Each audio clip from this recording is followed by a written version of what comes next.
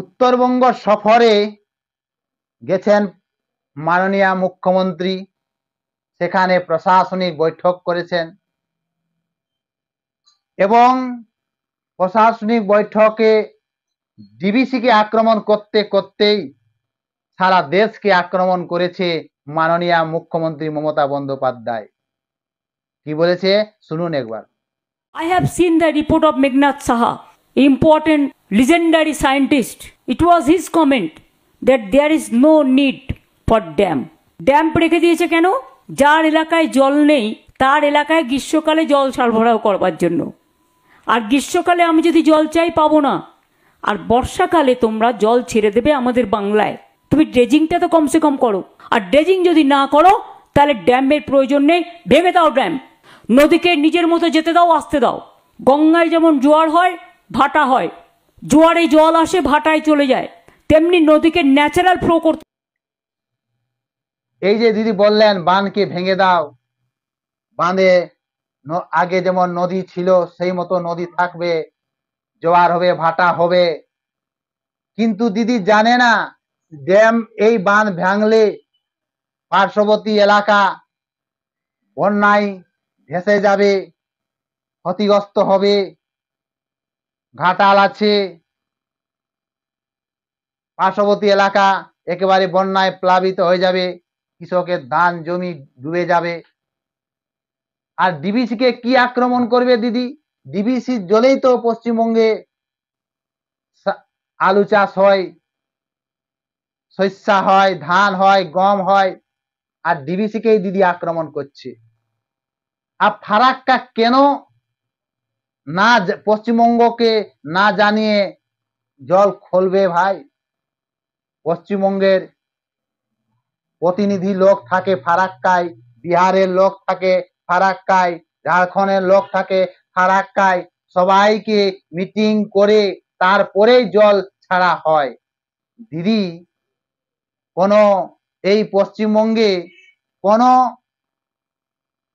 ঘটনা ঘটলেই কার ঘাড়ে দিয়ে 10টা চাপিয়ে দেন।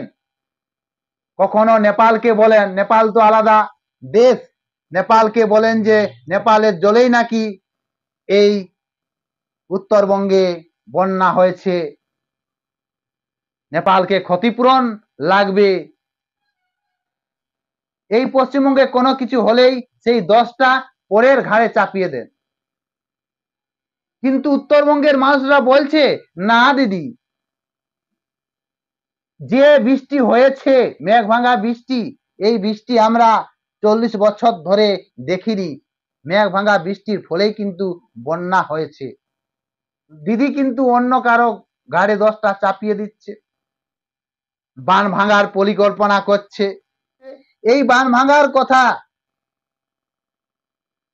অনুসরপন্থী লোকজন এই কথা বলতো, সেই কথা বলছেন ভারতবর্ষের অঙ্গরাজ্য পশ্চিমবঙ্গ, সেই পশ্চিমবঙ্গের একজন সিএম, সেই সিএম ফারাক্কা বাঁধ ভাঙার উস্কানিমূলক কথা বলছেন।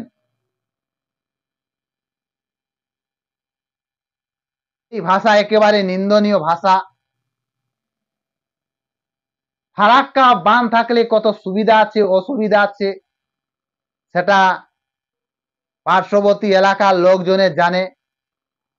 বৃষ্টির জলকে ধরে রাখে, আবার গ্রীষ্মকালে সেই জলকে ছেড়ে দেয়, শাক সবজি হয়, খেতি বাড়ি করে, ধান চাষ, আলু চাষ, শস্য, গম, ভুট্টা, বিভিন্ন ধরনের চাষবাস করে।